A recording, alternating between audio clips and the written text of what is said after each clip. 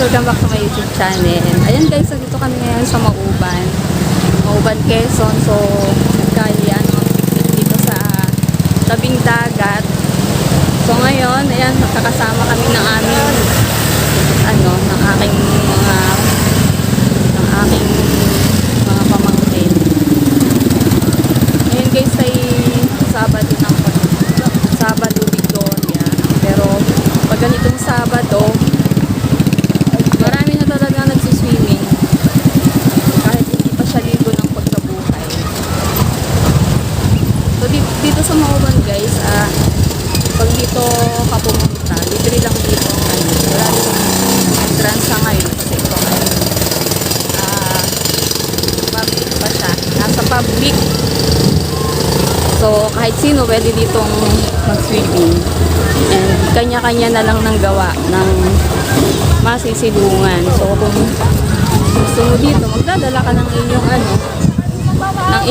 ng iyong pandong, ng iyong payong, ng iyong upuan, lahat provided mo. Kasi ayan guys, dito kami nakapili ng pwesto. And so ngayon ay high tide, ayan, kaya malalaki ang alon. High tide siya, mataas pa ang tubig. So ayan, dahil nga medyo tumatanghali na, ay medyo bumababa na ang dagat. So ito ay nagiging low tide na. And maganda na ang maglangoy dahil medyo kumakalma ng dagat. Hindi kumpara kanina na talagang medyo malakas ang alon. Pero kahit malakas nga ang alon, marami pa rin ng lumalangoy. So, hindi naman ito delikado para sa mga bata at sa mga gustong maglangoy dahil hindi naman po malalim ang dagat. So, ayun na nga, at ang mga bata ay masasayang nagsisipag laro. Ayun, katulad ng batang ito, ayan, wala nang ginawa kundi ang kumuha ng lupa at gawing isang malabundok or mala parang hills. Ayan, kanyang nilalagyan ng walang magawa. May pagdapa pa, may paghiga.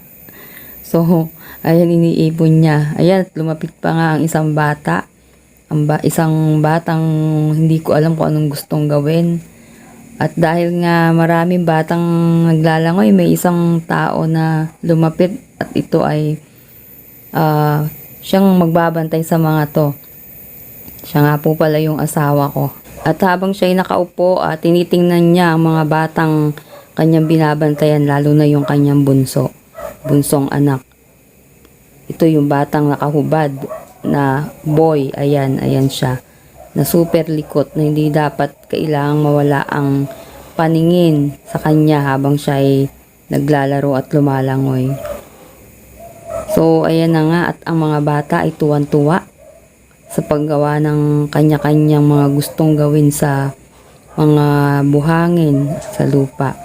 So katulad na ng dalawang batang ito, ayan na nga, ba't gumagawa na sila ng bundok, nagtulong na. Ayan, at lumapit na nga ako para makita ko ang kanilang mga pinaggagawa. So pinipilit ko itong aking isang bunso at itong mga bata na gumawa rin ng ginagawa ng aking isang anak na gumawa ng bolang buhangin. So ito guys, nung kabataan ko, ginagawa ko din yan.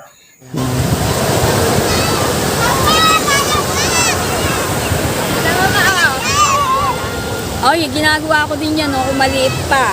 Laking bola! Pwedeng gumawa yung isa, pagsasabungin ninyo kung sinong mas matibay ang bola. Magsasabong, angor ka, gagawa ng bola, dito sasabungin ninyo. Gumawa ka pa ng isang bola, pagsasabungin. Gumawa ka ng mas malaking bola. Ay, Madeline, ito alika, dali, kumuha ka dito ng tuyo, pampatibay. Dali, yung tuyo. Balutin mo siya ng tuyo, di ba basa yan, tapos balutin mo ng tuyo, ganun mo. Ganun. Yan yung ginagawa ko pa. Yan, ganan. Ayan na nga, at nagkanya-kanya na sila ng gawa. Gumawa na sila ng iba't ibang laki ng bola ng lupa. So, mamaya, kanila yung paglalaruan para pagsabungin ang kanilang mga bola.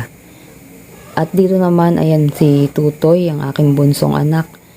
Libang na libang sa kanyang ginagawa. Diretso lang siya sa kanyang paglalaro. Hukay dyan, hukay doon, ayan. At ang kanyang bantay naman ay talagang ayan lang. So, hindi nawawala ang tingin sa kanyang anak sa pagbabantay. So, si Kate, ayan, nanggagawa naman siya ng kanyang sariling laruan. And itong mga batang ito, yan panay naman ang paggawa nila ng bola. So, bolang lupa. So, ito yung bola na gawa sa lupa.